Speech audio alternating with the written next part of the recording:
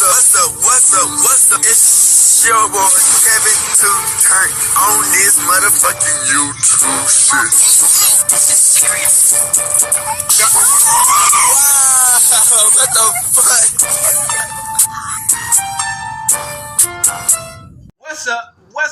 What's up? It's your boy Kevin to turn on YouTube shit. Hey man, say man, we are Lit cheese man, turn. Today, you motherfucking day. Show hood outside, big crip in the gang. Show hood outside shit, man. Free Palestine, free Congo, Russia do your thing, and Texas stand the fuck up. Each day is a new day to be a better version of yourself. Never let somebody bring you down, always fight back. Never let somebody tell you who you are, but also never put yourself in a position you don't belong. Stay humble, it's gonna revolution on this movement. Keep Yahweh first, man. Come to the black Hebrew Israelite. As a real Jew, we out here. Alright, boom. Today, it's a motherfucking day. Straight hood outside, big crip in the gang. Straight hood outside shit, man. Alright, gang, so we got this situation, man. Y'all know about the MO3 case, man, and what happened with Yella Beezy. And for the real ones who been covering this scene, because there's a lot of fake motherfuckers who just now getting onto the scene. A lot of shit we already knew. You know what I'm saying? Like, a lot of people was already covering this because a lot of people saying, "Oh, we even know nothing about this case." Yeah, because they try to hide the situation that's going on and silence the situation of black people pain. But yeah, MO3 man, you know he had a situation where he was trying to do what he do and get skirt, and motherfuckers came through, pop, and it, you know what I'm saying, end up how it ended up. But Crip, outside, Rainwater. Rainwater was one of the people who was on the phone with this nigga that night. You dig what I'm saying? So he on Saycheese explaining how it was for him to lose on MO3 and how that situation happened and how they even came down to the situation to where they was all beefing up with each other. And also we got Kewon White, the nigga who's allegedly the shooter. We got some shit that's going like we been knowing this. Like I said, if you was a real one, people been talking about this shit. But y'all gonna see y'all in the video. Make sure y'all like, subscribe, get into the video, and we in this bit.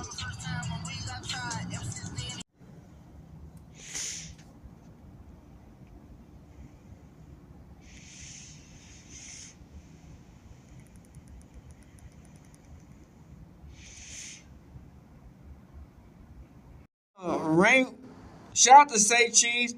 Rainwater reacts to MO3 footage on the highway and what happened. This stuff is getting crazy, man.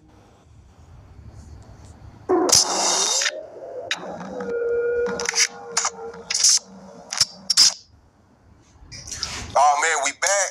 First rain interview of 2025, man. How you doing? How you doing mentally, man? There's a lot going on in Texas right now.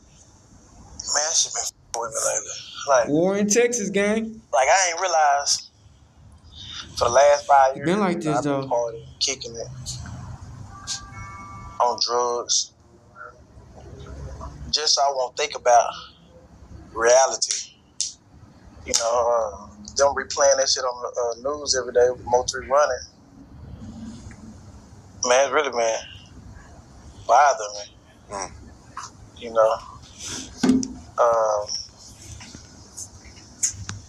Man, it's a tough situation. Dallas is DFW is a big cloud over its head, even with that little girl dying. Yeah. Like, that was tough. Super fucked up. That's real fucked up, man. Like, and I don't think other people understand that. Like, you don't think who understands that? The culture. What's going on? We gotta stop this shit. Then you got Charleston saying, "That baby, I salute you for not letting them say on your platform." That's but wild. You created that monster. I created Charleston? Yes. You created that monster. And when I said, "That baby." He didn't say it on Saycheese. I know he said on Saycheese, but just period. Like the interview me and him did, he was paying a lot of respect to Get Money Lil Ronnie. He's from Fort Worth. He personally knows their family. He paid a lot of respect to Ronnie. Said he was a player guy. Then wait. Then the baby mom came at me. I know all them. The baby mom came at me. Little people know me and Charleston. We have a contract to where we do interviews the first of every month. That happened right then and there. Yeah, so you had to. We had to talk about it. You know what I'm saying? I love Yayo. I love Ronnie. But let me say this though. The baby mom came at me She was upset that I did. You know the baby mama? Mildly, when she supports them, whenever we have a meeting, she's always there support. But when she came at me, Charleston felt played because Charleston, that interview was amazing. Like, paid respect, gave his, respect, talked about the Fort Worth scene. He felt played. He did what he did on his end. Yeah. What Charleston do on his end don't got shit to do with me. No, I understand. Because sometimes people be mad at me. Every people out of town that be mad at me about shit you say. I'm like, that's his own. He's his own man. You have graded us to say we want to say. No, I haven't.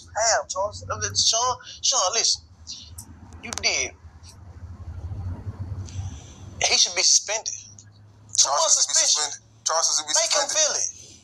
Make him feel it. 2 months suspension. You can't wait for do interview for 2 months because you got to understand what you don't have done. Me and Charleston spoke, and I told him, "Get money, Lil Ronnie. That's my guy. That's my guy. I've been knowing Ronnie before Yayo when I was working at the mall. That's my first cousin. Our dad is brothers. But see, the sad thing about people don't care until a nigga die, man. Simply Rainwater. I got 2 last names. But with all this chaos and shit in this rap beef, that's the sad part. It divide families. Like straight up, it divide. Ain't shit come out of that. I hate when people keep on saying Rain, love I love the drama to sell records and make money. Me can't make no money. I hate when you go on the record and say that I started the shit. I never said you started. I said Yayo. But you said I amplified. You said I amplified it. No, you did what you did. You did it's your business. Now you got little vents and little rugrats on. You got your platform big as hell, Sean. Right here, right now, and say fuck a rapper or fuck Freddie. Freddie only did 8 months on a gun charge. It's not your fault for me saying it on your platform. Right. You allow people to have freedom of speech. Now, when you start asking them questions, that's when it get tricky. What questions?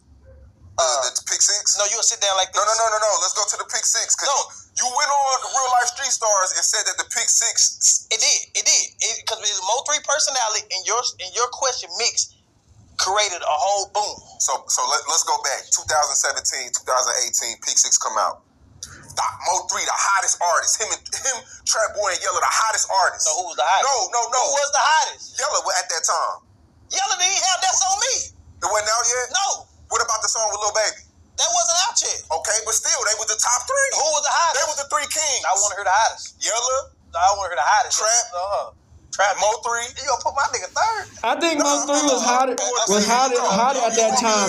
Yella Beezy got hot after that, but I can go to that video MO3 right now. was hotter at all the way that time. To the oldest comments, and the fans are asking, why is MO3 not on pick six? So me being a journalist, I'm at the source. I'm in the hood. I'm in the trap. I'm on. This is the story. Same. Yeah, I'm there. I'm asking the source, hey, you got this song with all the hottest artists. Why is MO3 on there? Not on there. Me being a journalist, nigga, I'm gonna ask what the fans want the fucking know. You knew if I was there, I would have told you to stop it. No, you wouldn't have. You don't forget all them goddamn interviews. I say, nah, don't answer that. That's the one time you caught me without MO3 being. No. I asked Trap Boy. No, you asked. I'm talking when you asked 3. I asked both. No. But when you asked 3, is a big deal. He laughed, and that clip started a lot of shit. And it's not your fault. It's my fault as a manager because I wasn't there to stop it. I don't agree with that. I wasn't there to stop it. When you did the interview. So when I asked Trap Boy, when I asked MO3 that. When you asked MO3 that. You feel like that started some shit. He laughed about it. It was a terrible laugh, like nigga. And then Freddie. So why wasn't he on it? Cause he just went through a life or death situation with Yayo. 2 days later, 2 days before. You gotta stop blaming Yayo. No, 3 days before. 3 days before, he just came from a life or death situation with Yayo. Why would he be on the same song with him? Then you come ask the question to start us on 3 because they say, man, fuck Yayo on there. Now start us a whole other stuff. 3 just laughs at that question and be asked. You should understand you're not gonna get on this song because Yayo's on there. That I would have stopped the question. But this is my thing. Because I agree with a lot of the gems that you say. You've been putting out some great interviews for sure. But it's like, you blame everybody else but yourself in MO3. Hell yeah, my fault. Because a lot of shit I should have did different. I wasn't smart enough to do it. I wasn't intelligent enough to do it. So we was going with the flow. You know what I'm saying? This before the funerals. This before this. This before the kid. It's gotta change. It's the people don't want to live like that. People don't want to. Everywhere you go, we don't know what he's about. Yeah, that's before all this. So yeah, I understand now. I'm wiser now. I feel the same way. But I never put out no diss record. I never promoted no diss record. If you go to my house, all plats of people with love song, with pain song, with hurt song. I just put out a song from 5 years ago yesterday. Black Corona. You mean while MO3 was? Oh yeah, I seen that. After he passed, you never put out a diss record. I never put out no diss record. Period. There was 3. I was the friendly one. I was the one fighting. We never made money off diss records. But you got mad at me. What? You got mad at me when I didn't promote the was it February 19th? Nah. You got mad at me about that. Hell no. I got mad at you about Black Corona. I mean about Black with Kevin Gates. You won't never post Kevin Gates. I don't understand why. You didn't post the Kevin Gates one song. The record? Well, why are you about to sit there? Why you called? Camera, No, you called. This is what you did. You called and said, Black, you said the song was a great song. It's a different version. Well, I don't care. The Kevin Gates situation with me and him, that don't... You didn't post that song. You post what you want to post. I understand it. Yeah. So sometimes I was getting frustrated. Like, you got to be consistent. The 219, I never posted because me and you, MO3, was talking at the time. We wouldn't talk, so I never wanted to post that type of shit because I understand the energy. My thing was I wanted to promote all the songs that went gold and platinum. We posted everything Mo3 did, bro. Not for a while. You know that. I can show you the text, man. You stop you go through these times where you do 6 months. But at the end of the day, I don't trip about it because I backed up from Mo3 because me and you got into it. Yeah, about me constantly talking about posting. Like, but I understand that's what great managers should do. Yeah. So you know, but I never. So you got mad at Mo3 because he was trying to get posted? The fuck? Since you saying that you take some of the blame, I take some of the blame too. You should. I do. You should. Like, bro, let me tell you this. I do. But in interviews, you make it to where, because you're a really influential person in the city, and whatever you say, people copy. So now that you say, oh, this shit started from, now you got niggas running around. No, it didn't start from you. It started from Yayo. It started with everybody. All of us have something. That shit in Fort Worth, we didn't start that. What that got to do with Yella though? That's the whole thing. It trickled down. Let me tell you this. I think the Roy Lee shit trickled. That was before that. Like straight up, that was before that. So at the end of the day, listen, nothing wrong with Yayo. Yayo is an awesome person. He have missed what God have blessed him in. How? What does Yayo got to do with Yella Beezy? Listen. In Fort Worth, Yayo got into a MO3. Somebody died. Out of nowhere. It was senseless shit what Yayo was doing.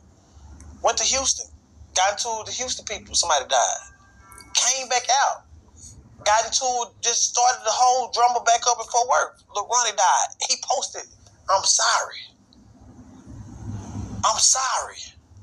You take that platform away from him, none of this would ever happen. Because he loved going viral. He told me on the phone, I can't go viral or people don't care about the nice Yayo.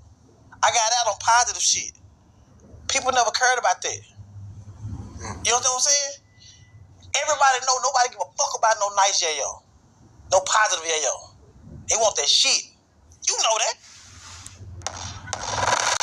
So, you know, it came back and bit them in the ass where, you know, people can't never come back when them bullets hit you. And I feel bad for every situation. We went through the situation. The whole Dallas went through the situation. We got, bro, people used to laugh and talk and call this boy friendly. Yella. Mo3 on your ass, you friendly. Yeah, Mo3 died. Oh, shit, that's what he get. And he shouldn't have been fucking with Yella. Nigga, that's what he get. He started all this shit. Yella go to jail. That's what he get. He should have did it by himself. Everybody posted. I don't see the Deion Sanders posting no more. I don't see the Earl Spitz posting free my boy. I don't see the radio stations was promoting all of this song, playing all that shit. And then when he go to jail, they go post it. He's in jail for murder of Mo3. Man, fuck this city. That's fuck. You can't win for losing. Straight up. It's so much shit out here. You can't win for losing. Nigga, it's so much shit. Zillionaire get hit by the feds. Everybody on that. Ronnie baby Ronnie's little child died. Everybody on that. Yella go to jail. Everybody on that. People forgot about Ronnie and Z in their situation. That's the internet. It's whatever. Then saw shit. Then People don't even care about the baby no more. So sometimes people got to make a stand, but it's not your fault. But it is your fault. But it is my fault. But it ain't my fault. So as a whole in the city, man, y'all interviewed that boy 3 times. Who? Yella. I interviewed MO3. No. I'm talking after MO3 died. MO3 been gone 5 years. Yella Beezy went gone for about 3-4 years. He hit me. He was like, "Yo, I'm about to put out some music. I want to clear everything up." What did he clear up? But you did a lot of interviews, bro. I know. Without him saying anything. You mentioned his name in every interview. He didn't say shit. I was telling the truth. That was a killer. You were saying your perspective. Yeah, I was saying my perspective. So, I kept telling y'all, man, y'all letting this man go up there and trying to control the narrative. You never asked him. Or did you ask him? I never asked him what? Did you have something to do with the death of MO3? I did ask him. And what he say? 800,000 views. And what he say? He said I got nothing to do with it. Did he lie to you? I don't know. It's an open case. What you think about? Did he lie to you? I don't know, bro. Oh, yeah, no. But you asked, you're crazy. You asked me them questions. You have asked me the difficult questions. People ask me so let me ask you a difficult question now, because the video is out. It did about 100 million views yesterday. But the surveillance from yesterday, it's not new. I think you sent it to me before. I've seen it. But they had a whole watch party. Watching and filming when it happened, bro. Yeah, it did, didn't it? The video been out. Like the car just went dead. Yeah. It was the same. I'm on the phone with him, but if you look closely, he got the phone in his hand the whole time. But if you look at the video, it is like oil or something is on the ground right there. I don't know if the dude shot or something. Like the radiator or something. And but the car went dead. I think 3 ran out of time. What was he saying to you on the phone? Do you remember? Damn. Where you at? He said, right in his shoe. Where you at? Come on, where you at? Come on, where you at? And then he just heard all the gunshots. Are you like in panic mode, or are you like calm? 3, where you at? 3, where you at? I jumped out of bed. And then I could hear the paramedics. So the phone's still on? Yeah, and then the people saying, we can't touch it. We can't I hear them working on it. I heard paramedics, I tried. Damn. Then I called my partner and said they was working on him going in the hospital. Because, a murder scene like that, they would have covered him up on the highway. So I think he had a chance. The shooter wasn't the actual gunman, the actual guy who shot him, wasn't the guy who was chasing him in the black Camaro, was somebody behind him. Didn't he run into somebody? He ran into somebody, I think. Yeah. Oh, so the dude who was chasing him, I see a lot of woulda, coulda, shoulda on the internet, but with a situation like that, the car stopped working. You got a guy coming from the front. You got somebody coming from behind. You can't jump off the bridge. We wouldn't know what we would have done. As a man, especially if you can't get your gun. I don't know what we would have done either. Yeah. In that whole situation, they that's a fucked up situation. And then people mention the gun. They like to say you took the gun out the car. Yeah, that's dumb. Cause look. Or it was his baby mom took the gun out. You took the gun out.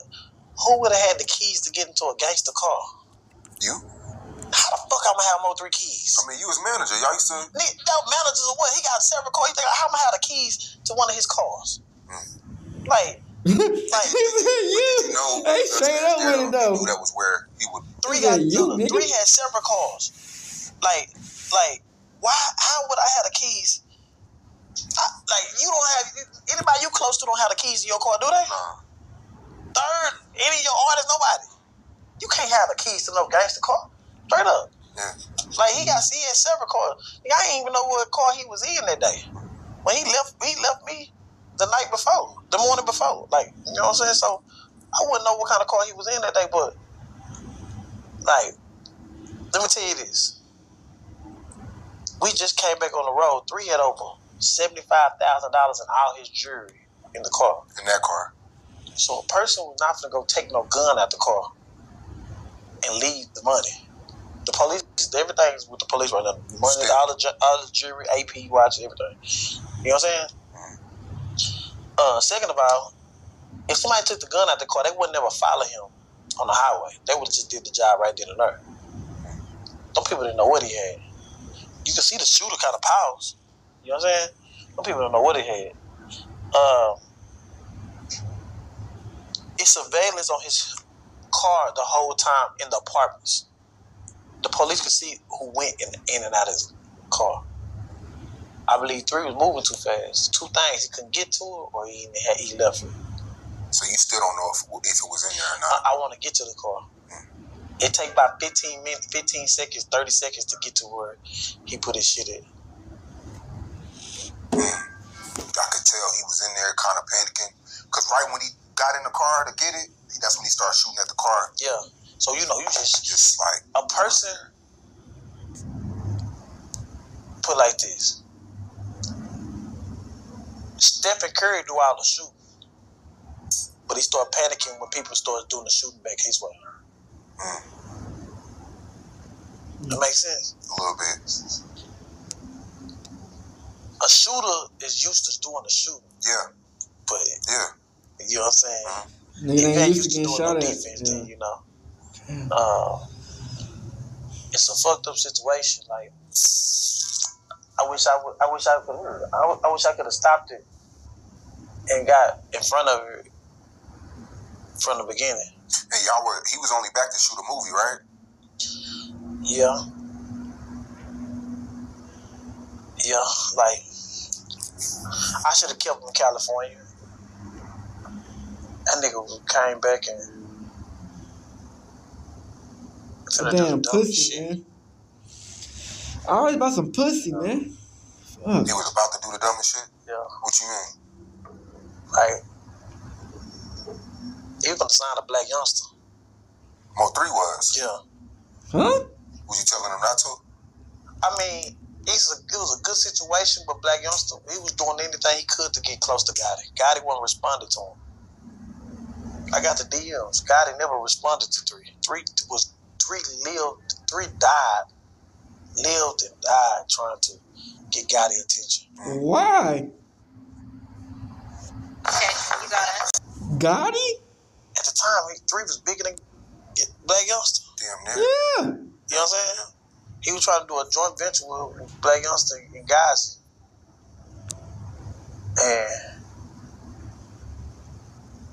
I got the contract with Black Youngster. That was crazy. Now that, you know, it's been 5 years and you've been working with multiple artists, we've been working with multiple artists. Was this work ethic, was he a one-on-one? Yeah, yeah, bro. I've been trying to find somebody with the same work ethic as what MO3 had. And like talent, it's not talent, it's work ethic. Yeah, but that's what I'm saying. You can find an artist that's talented, but if they don't got that work ethic, it's not. It was determination to make it. You know, like recording songs. You know, entertaining people. I'm watching one of his lives the other day. Yeah. Oh, where you at? Oh, I'm over here, son. You know, he has different personalities that I never ever find. It's a lot of talented artists. They're not relatable. They don't open up to their fans. You know, we talk about it a lot. Like, if you can't put your face in the camera and know how to entertain the fans, these days fans want to be entertained. The music is cool. The music got to be good, but you still got to know how to entertain. Since 3 died, I lost so much money fucking with these rappers. You know what I'm saying? Like, I lost a lot of money fucking with these rappers, trying to get that thrill again. Mm-hmm. It's not easy. It's like chasing the high. Yeah, it is. Like, I see why some NBA coaches only win 1 championship. It's so hard to get to the goal. People don't understand how hard it is to win an NBA championship. Though. Like, I always thought it was easy. Pat Mahomes make it look easy winning the Super Bowl, but it's not. The situation. But then I started to realize I started getting bigger than the rappers. But you said that in the interview with Boss Talking, people took that. You said that you're bigger than MO3 now in somewhere. My situation is I'm not big in MO3, but Rainwater is bigger than just that situation. Because I look at people all day long, every day long, all day. They come and they love what I do with these cameras. You know, they talk about my interviews all the time, even the people who don't even listen to no MO3, because you know a lot of people can't just sit there and listen to MO3. Let me tell you, yesterday we going to court for MO3 songs. I meant to ask you that. What's the situation with the family? Are y'all seeing eye to eye?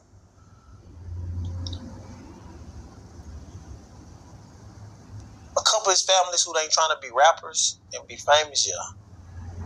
You and his mom, though? I ain't really just spoke to her.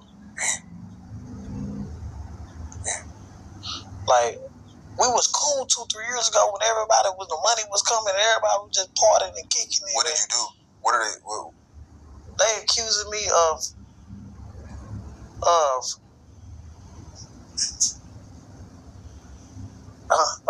they accusing me of, I don't know what she accused me of. I'm working with the contract she gave me.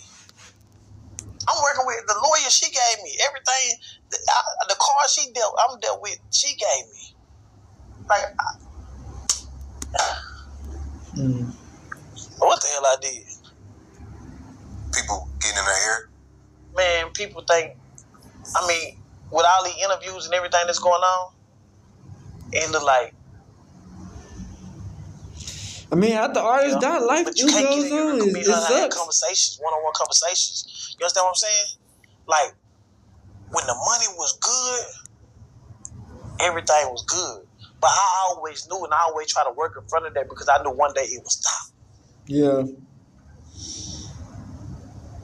That makes sense? It don't last forever, gang. I knew it one day would stop, so I started doing interviews. I tried to get her to do interviews. I put her, we charged with Mama Duck and everybody. I tried to get her ahead of that situation because I know where it can go to. Was this situation over a girl? Because we did multiple interviews and you said it was over, what's her name? Money Myers. But then it comes out and it's like, it was deeper than that. What was deeper about it? Yeah. That's who started everything too. That's who started everything too. That put the fuel on the fire. A girl. So was it MO3 mad at Yella? Or was it Yella mad at MO3? Was it a girl messing with both of them?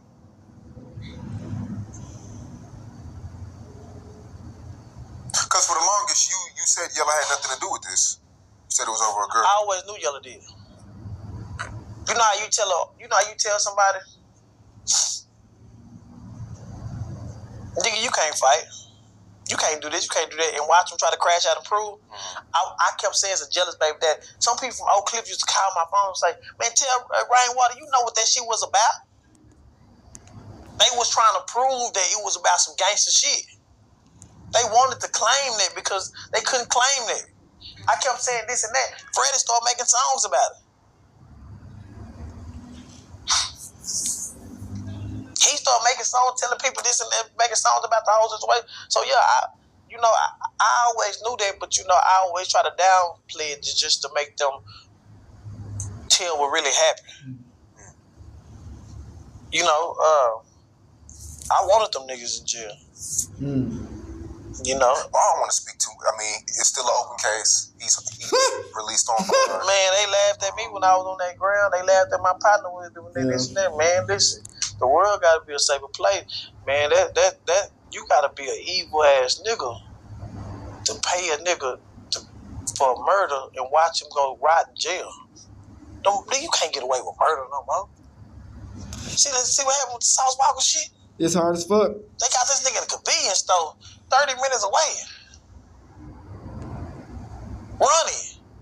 Man, they knew exactly what apartments they were. They watched this nigga throw the gloves away. They got cameras everywhere these days. Man, being a gangster is not the shit to do no more. Yeah. Like, straight up. It's not the, man, I never want to manage a gangster again. I watched the gangster mama cry. to the point where you gotta explain, and when it's no, you can't ask for justice when a gangster die. You know, so I don't know want to go down that route again. This whole situation fucked up my life, like for real. Like, it's hard for me to trust anybody. You know what I'm saying? You was watching the court stream yesterday? Yeah. How'd you feel about it? Yella didn't realize when we went to court for my charge. I mean, my allegations with him. He didn't realize that was pre-trial for what they finna do for him. Set it the same way. But this is a state case, right? But you gotta, the questions they was asking and watching his body language and the question they were asking both of them is like,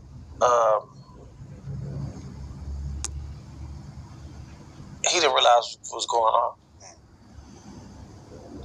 In his mind, looking at his body language, there's a light-skinned dude who I always, I say, is privileged to get away with a lot of stuff. That makes sense? You know how light-skinned niggas, they make it, you know, they get in trouble. I don't think he take it serious. I think, like I said, the case is still open. They lowered the bond. It's a state case. Seems could be a little weak to prove. I mean, who's testifying? The nigga that got the money. The shooter.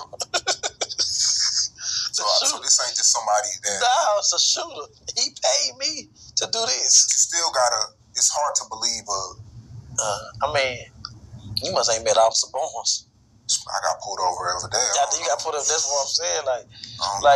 It's a serious situation, and some people around here happy about it. Like, that's another black man who lost his kids. Mm-hmm. Yeah, Texas is going crazy right now, man. I mean, the Saw shit, the Ronnie shit. One thing I can say, Maxo Cream, and D Flowers. Yeah, that was cool. One thing about Houston, if Houston got a problem, they gonna pull up and do what they have to do and go home. Man, these Dallas niggas, they just scary. Yeah. They all shooting and want to cry for justice and cry for free him, and man, that's some goofy shit. Yeah. That was cool to see. I think it was over a girl too. You know, niggas die with women. That's facts. You got, man. Listen, that money, that was good, bro. It had two grown men out there doing that. Listen. In Texas, throwing heavy blows too. Texas, and I want to say D Flowers, Max. That was cool to see. That was cool, but listen, cool to see. Houston, y'all gotta understand, y'all just like me down here in Dallas. Y'all tender. They tender. Yeah. But them grown ass men to get out there and do that, they tender. For pussy. I understand. I did it before too. Man. Like I fought a bit. I mean, a nigga for over some shit like that, but they called me out. So I was ready to let the shit go and leave the situation. Stop talking to the bitch. Motherfuckers just can't let the situation go, man. But they want to just keep on poking the bear until nigga crash up. You know what I'm saying? We got a dark cloud over DFW. If Yayo get out and start that diss and shit, and you post it, you putting yourself back in the line of fire. When did Yayo get locked up? I think Yayo's mental's in a different space. I can't say that. And then I'm happy that he had to sit in a month after it happened. Because he gets out in 2 weeks, so yeah. He has time to think. And but like I said, what another man do, it don't got nothing to do with me. And I can't control it. But you can post it. Sean say I can't control it, but you can post it. Let me tell you this. What? So me and Main Music, we're in a partnership right now. Main Music who?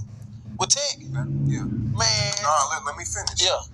Him and Tech, Fredo, they into it. They go back and forth. But I ain't touched that one time. No, that ain't. I know that. I ain't touched it one time. I know, but listen. Because Main is crazy.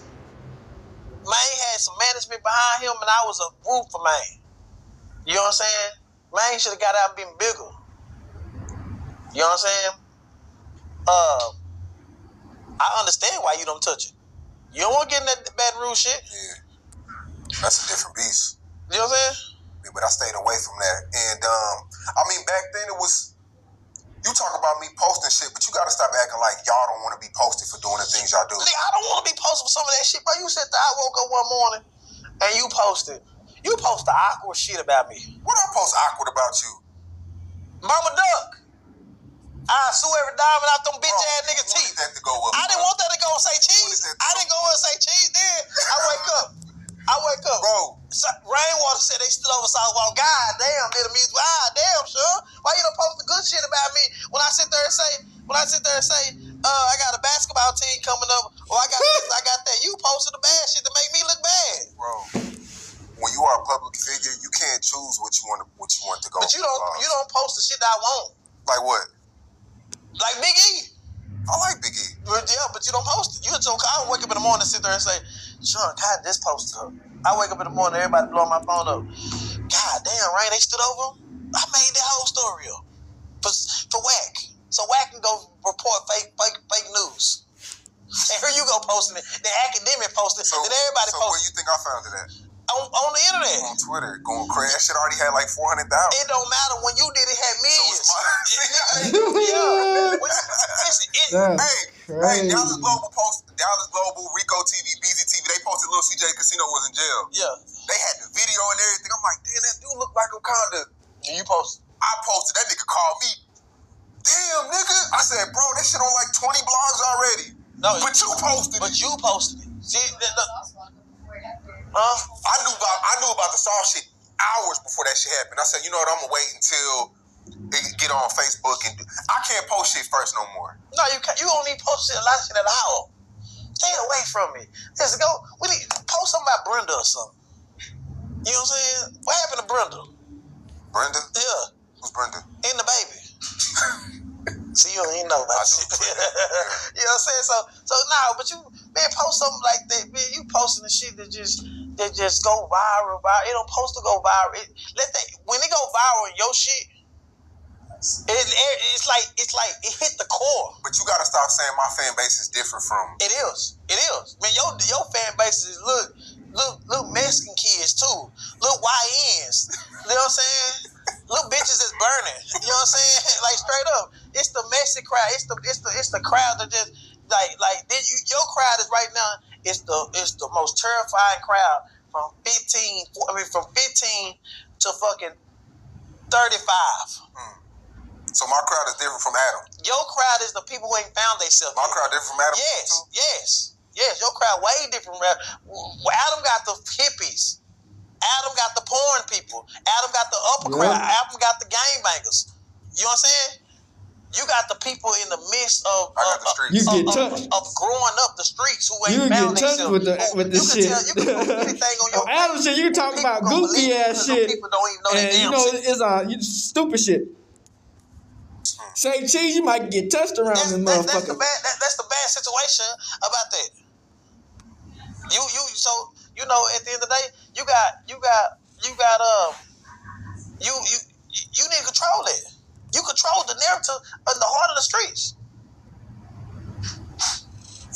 You do. Nah, I feel that. I feel it. like straight up, you do. Bro, your crack Charles can sit there and say, this nigga here is so-and-so, and they gonna believe everything he say. That's a fact. When you and Charleston gonna patch it up? When I stop selling records. When I sit back and retire, and I call him. Because Charleston makes up with everybody, but he ain't made up with you. He ain't made up because he know it's true. What's true? You know everything I'm saying is true. But it's a lot of things you told him that. I ain't tell him shit. You talking about Charles? Same nigga said I took a gun out the car. They got everybody on your page. Everybody on your page talking about what happened to the gun. Nigga, who had the keys? So Charleston just made that shit. So that's why I said I don't know about the little Ronnie shit because he said he didn't want to start the room about. He come back and say, I made it up. He hit a lick on his head for stealing 20K. He the same nigga that told 40K he ain't never put nobody in jail on your platform. Then here we go with this big ass come up on the news. Charleston White says what happened. He shot him. nothing. He did said say he was playing snitch. no. But he did go on Vlad in his first Vlad interview, and he did say that. Yeah, but he went back on yours and said, John, I play. I ain't never put nobody in jail. That's what I ain't never put nobody in jail, right or wrong. Yeah. Then look what happened. Yeah. Like, look what happened. So you never, because you and Charleston was tight, so you never told him any details. Man, I ain't never told him shit. He would have been said that. Nigga, he ain't got no facts about shit. He want to be accepted in the hip hop crowd. At the end of the day, I mean, he's a wonderful man when it come down to Charleston by itself. But nah, for me hanging with him, I can't do it. Like, I can't do it. Like, shit. But Charleston wrong in the bitch for putting that man in jail. He wrong. He wrong? Yeah.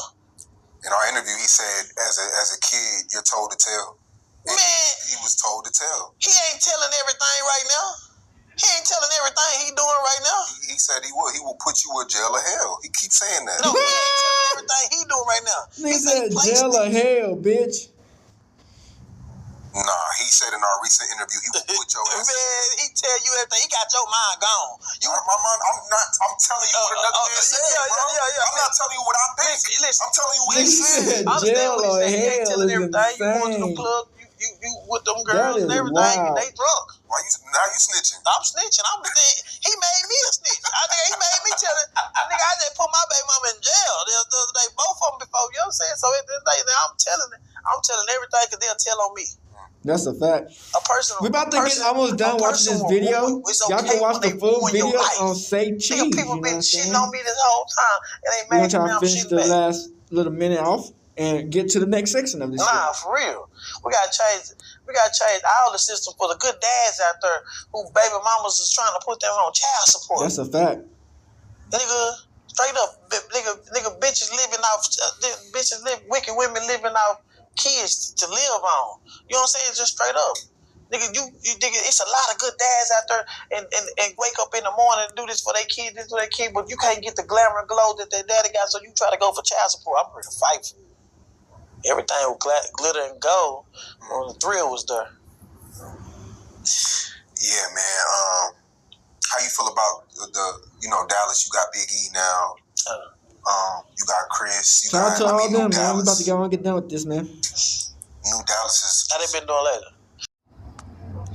Shout out to Rap Daily. This is the MO3 reveals shocking details in court, gang. This is getting wild, gang.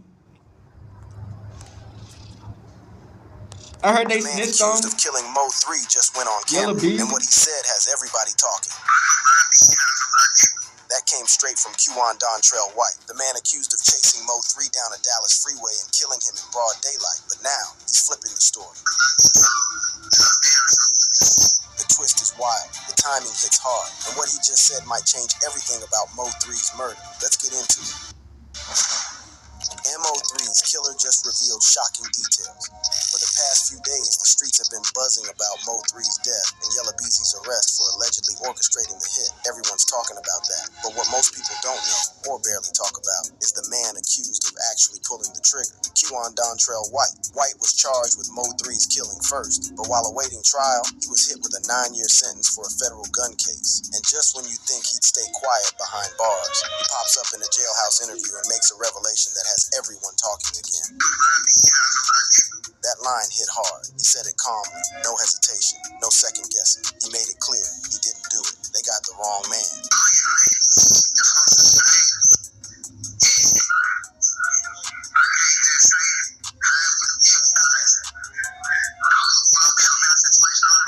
Now people started wondering, was he framed? Was it a case of mistaken identity? But White didn't stop there. We He knew doubled it. down. People think you the person. They were saying he didn't do it. When it first popped up, people saying it was somebody else. We said it was somebody way different from this nigga. He picked apart the entire case on camera. Then the internet did what it always does. One person dropped a comment that said it all. Imagine being this man's attorney, and he's doing interviews from his jail cell for a podcast. But let's not forget, this man didn't just land in prison. When we by accident. first The feds hit him hard. start this shit, they said that he wasn't the killer. It was somebody else, and there's a picture who actually did it. Mo3's murder. This was for having a gun as a convicted felon. The news came straight from U.S. Attorney Chad E. Meacham from the Northern District of Texas. This when it first popped off. Back in May to carrying a 9mm semi-automatic pistol. And this wasn't some setup. Cops found the gun in his pants pocket. Here's how it went down. On August 16, 2020, officers spotted White riding a dirt bike down West Pleasant Run Road in Lancaster, Texas. He broke a traffic rule, so they flipped on the lights. Sirens on. Told him to stop, but White didn't stop. He hit the gas, took off. Cops chased him down. He crashed the dirt bike and made a run for it. They caught him not long after, and that's when they found the gun. Now White is serving that sentence, while the murder charge for MO3's death is still pending. But let's not forget, this man didn't just end up in prison for nothing. The feds hit him hard. On one side, Kewon White was talking from a jail cell, swearing up and down he didn't kill MO3. On the other, Yella Beezy, dead silent. Let's rewind. Beezy, real name Marquise DeAndre Conway, was arrested on March 20th, 2025. Surveillance shows him cuffed, walking like he's done this before. No blinking, no emotion, calm as ever while police escort him through the station. When that footage hit the internet, it went crazy. While everyone waited for Beezy to speak, his lawyer Toby Shook fed TMZ a line that felt like PR on autopilot after he secured bond. He feels relieved to be released. That was it. No word about MO3. No denial. Just relieved. But here's what really got people talking. Beezy wasn't just some guy with an open case. He was indicted by a Dallas County grand jury on March 18th, just 2 days before the arrest. The charge? Capital murder while remuneration. That's the legal way of saying the state believes Beezy paid to have MO3 killed. Not a fight, not a spur of the moment, a planned hit. Then came the bond hearing. The state set his bond at $2 million. Heavy. His team said he couldn't afford it. That's when his family stepped in. His grandmother, Alma Jean Alexander, took the mic, and she came ready. He has houses in other states, correct? I'm not aware of that. Are you aware of him paying and helping to support other individuals in the family and also extended family and friends? I'm not into his business like that. She didn't flinch. They pressed her harder, wanted to know if Beezy was holding back on paying. You agree with me that your grandson is substantially well off, correct? He might used to be, but if he could make a $2 million bond, he'd be out.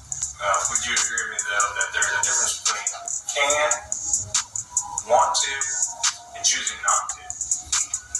I'm aware of all of those things, but I know he don't want to be in here, so I know if he could afford it, he'd be out. That line made people pause. It also made the court pay attention. But the prosecutors didn't buy the broke angle. They came with receipts. Literally. They pulled up Beezy's bank records from 2020. The man had close to $870,000 across accounts. They said he drove a bulletproof Denali. Then they pointed to one specific number, a $40,000 withdrawal made just days after MO3's murder. These records would correspond to the exact amount which the state's witness would testify to. That was from prosecutor Tommy Adams. He told the court a witness would swear Beezy helped pay for the murder, that the $40,000 wasn't random, that it was part of the setup. Beezy's defense clapped back quick. They said the state had nothing solid, no text messages, no Instagram DMs, no bank slips showing a handoff, just one person saying they heard something. You've heard no information of a text message, any communication on a social media platform, that our client paid for this murder, any kind of remuneration, just this individual who stepped forward and stated he overheard this conversation, the defense said. Even with all that back and forth, the judge made a move that shocked everyone. Judge Gracie Lewis dropped Beezy's bond to $750,000, but she didn't do it quietly. She called Beezy out on how he filled out his financial form, said he didn't take it seriously. The financial report that the defendant was required to file, he didn't seem to take that very seriously at all. And that's what I'm worried about, whether or not he's taking seriously the charges against him, Judge Lewis said. Then she gave a direct warning. No threats, no games, no funny stuff. You are to have no contact, direct or indirect, no threatening or harassment of any victim, witness, co-defendant. If it's you or anybody on your behalf, there's going to be a problem. Do you understand that? So yes, Beezy walked out on bond, but that courtroom moment wasn't about freedom. It was a warning shot, a loud one. Online, people started breaking it down fast. He a rapper, so 40K could be for anything. The whole case appears to be based off the snitch, which may or may not be shooter. And then came the comments about the bond itself.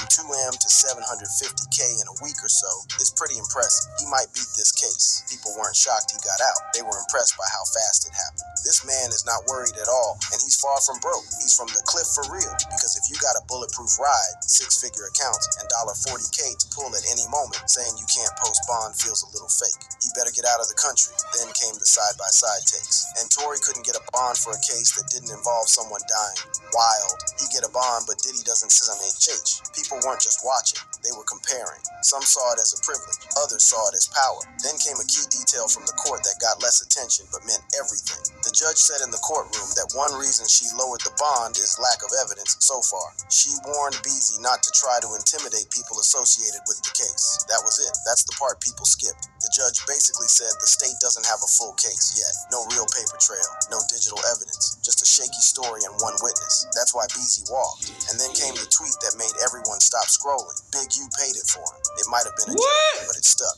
Because Big U's name always stirs things up. He's helped rappers before, not just with music, but with legal stuff too. He knows people. He's moved behind the scenes. Big U paid that shit? That's wild. Quietly and post $750,000, Big U would be on that short list. He respects street loyalty. And Beezy is from Oak Cliff. If there's silence protecting bigger names, that bond money might be more than just money. It could be about. And Yella Beezy is a Crip, so now I mean, Beezy's out. Not saying much, just like before. But MO3's gone. Shot on a freeway, middle of traffic. And while Beezy walked out of court, MO3 never walked out of that chase. The murder of MO3 and their beef. That bond drop was already shaking things up. But then, just hours later, College Kid dropped something that completely flipped the mood. It wasn't breaking news. It wasn't a court update. It was old studio footage. MO3 and Yella Beezy shoulder to shoulder. No threats, no tension. Just two Dallas rappers chilling, recording, laughing. Like they never had problems at all. That short clip made everything more confusing. Because if you only saw that clip, you'd think they were cool. Maybe not best friends, but at least on the same page. No beef, no drama. Then came the freeway footage. MO3 on I-35. His car stopped in traffic. He jumps out, runs through the lanes like he's dodging something deadly. A man follows him holding a gun. Seconds later, it's over. MO3 gets hit, killed right there, middle of the highway, bright daylight. People online still can't agree on why he stopped the car. Some said he heard shots. Some said the tire got hit. Then one post pulled it all together. They said the radiator. Dude was already shooting at him, and the killers had multiple cars on the highway that day. Somebody even said they shot MO3 tire out. That didn't sound random. It sounded like a setup, like someone planned it right down to the crash. Then came the data, the kind that doesn't lie. Phone records showed Beezy and Kewon were in contact nonstop. The day before MO3 was killed. The day of, repeated calls. Cell tower pings dropped them near where MO3 stayed that night. Then again, near the spot where he was gunned down. Prosecutors didn't hesitate. They said it clear. This wasn't just beef. This was a hit. They think Beezy called the shots, put up the money, made the plan, the phone calls, the cash, the location hits. It was all pointing one way. But just when people thought they had it figured out, the story shifted again. This time, it was about a woman. The Shade Room posted that MO3 had just left a woman's house that morning. He knew something was wrong. Felt like he was being watched, so he left. Pulled into a gas station to see if the car behind him would back off. It didn't. Same car, same pressure. MO3 got back on I-35 and tried to shake it. That's when it all went down. The chase, the crash, the final run.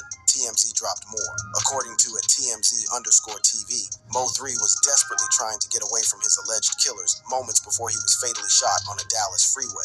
Then came the part that made everyone stop scrolling. After the crash, MO3 reportedly got out of his car and ran for his life before he was tragically shot in the back of the head. Police never confirmed the name of the woman MO3 visited, but fans didn't need confirmation. They had their theories. Most of them swore she had ties to Beezy's people. Nobody proved it, but nobody denied it either. That silence gave people space to start connecting the dots themselves. Then Beezy finally said something. He sat down with the lamp channel and kept it short. He looked calm, cold even. He wasn't ranting. He wasn't yelling, just speaking with a straight face. Certain needs to be addressed, certain don't, he said. Stop. Certain needs to be addressed, certain don't, he said. Stop attaching me to all that shit, because it ain't got nothing to do with me. He said it like he'd been waiting to drop that line. But that one clip didn't stop the rumors. If anything, it made people dig even more, especially now that Beezy was in jail. His face was all over the blogs, and the same question kept showing up again and again. How did this all really start? Because this wasn't overnight. It wasn't just one fight or one diss track. This had been building. MO3 and Beezy were both from Oak Cliff, same part of Dallas. And over there, if you rep Oak Cliff, it means something. You're either respected or you're tested. There's no middle ground. In 2017, things really started to heat up. Comedian Roy Lee, who was tight with Mo3, started taking shots at Beezy. He didn't hide it. He questioned Beezy's street ties, questioned if he really repped Oak Cliff like he claimed. Roy picked a side, and it wasn't Beezy's. That turned everything personal. Then the shots came. On September 25th, 2018, Roy Lee was shot in a parking lot in North Dallas. He didn't die right away. He held on for a few RP that weeks, nigga but on Roy October Lee, 13th, man. That he nigga, man, was passed. funny Doctors as fuck. blamed a blood clot from His a shit still gunshot be going wound. around. The very next day, October 14th, Beezy got shot. A drive-by, 8 bullets. It happened in Louisville. He lived. But let's be real. And that other It didn't nigga, feel like Bubba, random timing. Mo3 didn't wait long to clap back, not with guns, with music. In 2019, he dropped straight-up diss tracks. No coded bars, no soft jabs, just shots. On his track, 219, which dropped on Roy Lee's birthday, Mo3 pointed the finger. He blamed Beezy for Roy Lee's death. Twitter caught it quick. One tweet laid it out clean. The Mo3 and Yella Beezy feud turned deadly after Beezy ducked a fade from Mo3's friend Roy Lee. Lee was later killed, which set off a chain of incidents in the city. Even Reddit started adding to the puzzle. One user posted, "Yeah, IK, that MO3's head started getting big, and he was talking a lot of on social media. Just didn't know if it was 100% that. That got him killed." This wasn't just rap beef. This was pride. This was ego. This was real life stuff with names and blood behind it. Once it started rolling, nobody stopped it. Fast forward to 2024. Beezy shows up on Can I Vent? Finally, someone asked him the one thing everyone wanted to know. Why couldn't you ever acknowledge 3 before or after his death? Like, what was the point? Beezy gave a shrug, but then he went further. He said Mo3 was jealous, said Mo3 was bitter about his success. That line hit hard. It made the beef feel different. This wasn't about music anymore. This felt personal. It sounded like there was real hate sitting underneath all those songs and interviews. And just when people thought he was being honest, Beezy flipped the script. Different interview, a whole different tone. He got asked if he and Mo3 ever had a real issue. This time he said, We ain't never had no problem. You never had no problem. Okay. Just like that, he switched it. First, Mo3 was bitter. Now there was no beef. One minute it's real tension, next minute it's all good. And it didn't stop flipping there. Right when people thought Beezy would stay cold and distant, he did something nobody saw coming. He actually appreciated Mo3. That was a big impact for him. Like, on the whole city. A rare moment. Probably the only time Beezy ever said something good about Mo3 in public. No shade, no slick shots, just facts. But Mo3 had his own moments on tape too. Right after Beezy got hit in 2018, shot 3 times while driving, people wanted to know what Mo3 thought. His answer? Not sugarcoated at all. I gotta stay out the way. Real out here, shit. Get hit up every day. that's a fact. Niggas just not famous when they get hit up. No fake concern, just that raw, unfiltered Mo3 energy. And he meant it. He didn't blink. Then came a different kind of clip. Mo3 sat down and finally spoke on the rumors, the blogs, the drama. He said none of it was real, that the whole beef idea came from people who weren't even in the streets. I ain't got no rap beef with nobody. I ain't got no rap beef with no rapper in my city. No rap beef. And they was just there. All that was just something that they heard, you know. They not in the streets, so, their job is to report, like, the news. So, they just going out what they heard, So, like, I just cleared it up on my interview when I went up there and talked to them. Like, I ain't no rap beef, ain't no problem, man. But the music, that told a different story. All those diss tracks, all the sneak shots, the lawsuits, the Instagram posts, the side comments and interviews, if that wasn't beef, it was something close. And while everyone online kept arguing over who hated who and who said what first, Beezy had his own thing going. His rap sheet was growing, one charge after another, stacking arrests like mixtapes. Yella Beezy's previous legal issues. And that pattern just kept going. Beezy wasn't just making headlines for music anymore. He was popping up for everything else. Back on February 14th, 2021, he got arrested in Dallas. The charge? Unlawful possession of a firearm. It didn't take long. He was out the same day. But it was the first clear sign that trouble wasn't letting go of him. Then came August 11th, 2021. Another arrest. This time it was drug and weapon charges. No one said what kind of drug. No one said what kind of weapon. But just the fact that it happened again was enough to keep people talking. Beezy's name was starting to feel sticky, but the big one? That hit in November. On November 5th, 2021, Beezy got picked up in Plano, Texas. That time it hit the blogs fast. The charge was sexual assault and another weapons charge on top of it. This wasn't just news, it was everywhere. His name ran through headlines, tweets, and Instagram pages for weeks. Now the truth? That charge didn't hold. It got tossed in June 2022. no conviction. But this is the internet. People rarely remember when charges get dropped. They only remember the mugshot. Then he popped back up again in July 2024. Different kind of drama. Not jail this time. Court. His name was in a lawsuit tied to Chris Brown. 4 men filed it in Harris County. Said they were invited to a VIP event at Chris Brown's show at Dickies Arena in Fort Worth. Said things went sideways. Claimed they got jumped by Brown's crew. And guess who they said was part of it? Yella Beezy. Beezy's lawyer fired back quick. Told the Shade Room. Yella Beezy was not involved in any incident, did not have any contact with the plaintiffs, and does not understand why he is named party in the lawsuit or the temporary restraining order that was clearly filed before all facts were obtained and verified. Still, it added one more thing to the list. Guns, assaults, now murder. One case gets dropped, another shows up. At some point, people stop saying it's bad luck. They start saying it's who you are. But to really understand how Beezy got here, you have to go back, way back, before the songs, before the fame, before court dates, before he had the chains and the buzz. He was just Marquis Conway, a regular kid from Oak Cliff trying to figure it out. Life didn't deal him the best hand. When he was only 12, his dad got murdered, shot and killed at home on Mother's Day. That kind of moment doesn't leave you. It builds something inside you that never really goes away. As a kid, Conway was into real life. So when you look at everything that followed, the arrests, the charges, the street ties, it didn't come out of thin air. It followed a pattern, a blueprint we've seen before, especially in places like Oak Cliff. Jermaine struggled for years with dental issues before finally finding Nuvia. A blueprint we've seen before, especially in places like Oak Cliff, where gang life doesn't just disappear once you get a hit single. You carry it with you. And Beezy wasn't the first to live in that cycle. He repped Crip loud, never hit it. And he's not alone in that lane. Snoop Dogg wore the blue flag. Nipsey Hussle breathed it. Blueface still flexes it online. Quando Rondo, he lived it and got caught in it. Some used it to boost their name. Some got stuck in it for good. Look at Chef G. He had drill music blowing up in Brooklyn. But behind the scenes, prosecutors said he was funding gang hits, celebrating shootings. They hit him with a 140-count indictment. He had songs on the charts and still ended up in jail. Same with Quando Rondo. He had fans, he had a tour. But instead of performing, he's serving 33 months in federal prison. Drugs, weapons, and a long file tying him to Rolling 60s gang activity. And that came after ducking headlines about shootings and bodies that followed him everywhere. Then there's Big U, not a rapper, but a big name in LA. Known leader in the Rolling 60s neighborhood Crips. For years, he ran youth programs, spoke at schools, said he was helping the community. But then came the RICO case. The Fed said he wasn't just guiding kids. He was running the whole show. Extortion, fraud, even murder. They said it looked more like the mafia than a mentorship group. So when Yella Beezy's name got tied to a capital murder charge, people didn't act shocked. It followed the same story. Start with pain, fight to get out, get famous, try to leave the streets. But the streets don't always let go. Sometimes the past follows closely, real close. That's why his legal history doesn't look like a random mess. It tells a story. The gun charge in 2021, the drug bust, the sexual assault case that made headlines but was later got dismissed. Then that lawsuit in 2024, where 4 men said Beezy helped jump them backstage at a Chris Brown show. Even if the courts clear him, every case leaves a mark. And together, they build the picture people see. That's the cycle. For a lot of Crip-affiliated rappers, it ends the same way. Some made millions, some gave back, some really tried to move on. But the streets remember, people around you don't always grow with you. And the law, it's always watching. So when news broke that Yella Beezy was facing life over a murder for hire charge, most people didn't ask, how did this happen? They asked, who's next? Because in this game, the fall is always closer than it looks. But now, with White's new interview stirring the pot, the real question is, could this change everything for Beezy? Thank you for watching this video. If you liked it, check out the suggested content on your screen by clicking one of the cards.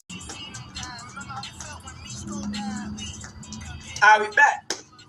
So y'all see from that bitch, man, the real ones know that it was a party. Nigga, when Rainwater, when MO3 got down, the niggas was on the bridge recording the shit. Nigga, they had a whole watch party. That's what niggas don't understand. Nigga had a whole watch party watching the whole situation go down. You know what I'm saying? Kewon White, we been saying we didn't think that he was a killer. They had a whole nother picture up. I ain't gonna put the picture up and say who we thought it was, because I ain't stupid. But they said it was a whole nother nigga who did it, who wasn't Kewon White. It was somebody else. You know what I'm saying? Yellow Beezy, you know, he getting locked up for the situation because they said he put the hit out.